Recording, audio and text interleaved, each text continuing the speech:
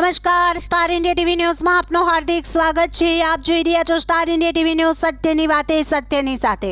સાબરકાંઠા અરવલ્લી જિલ્લાના લોકપ્રિય અને પ્રજાવાત્સલ્ય સાંસદ શ્રી શોભનાબેન મહેન્દ્રસિંહ બારૈયાએ નેશનલ હાઈવેનું કાર્ય જે પ્રગતિમાં છે તેનું સ્થાનિક ગ્રામજનો અને અધિકારીશ્રીઓ સાથે નિરીક્ષણ કરી આવનાર દિવસોમાં રોડની કામગીરી સત્વરે પૂર્ણ કરવા સંબંધિત અધિકારીઓને સૂચના આપી।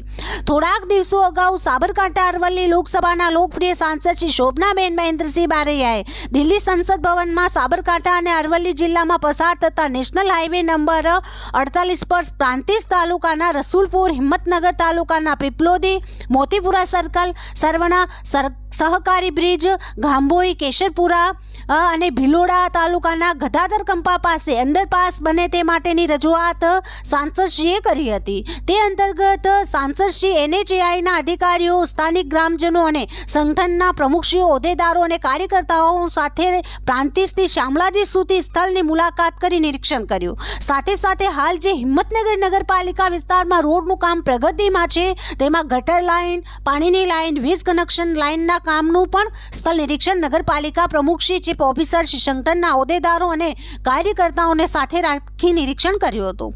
આ સાથે નેશનલ હાઈવેના બ્રિજનું જે કામ પ્રગતિમાં છે તેનું પણ સાંસદશ્રીએ નિરીક્ષણ કર્યું હતું। આ રોડનું નિર્માણ કાર્ય પૂર્ણ થશે ત્યારે આજુબાજુના વિસ્તારના લોકોને પરિવહનમાં સુગમતા વધશે। સહકારી જિંદગી સાબર ડેરી સુધી જે નવીન વિસ્તાર મેળવવાનો છે તે અંતર્ગત નવીન 7 ડક મૂકવા માટેની પણ ચર્ચા વિચારણા કરવામાં આવી।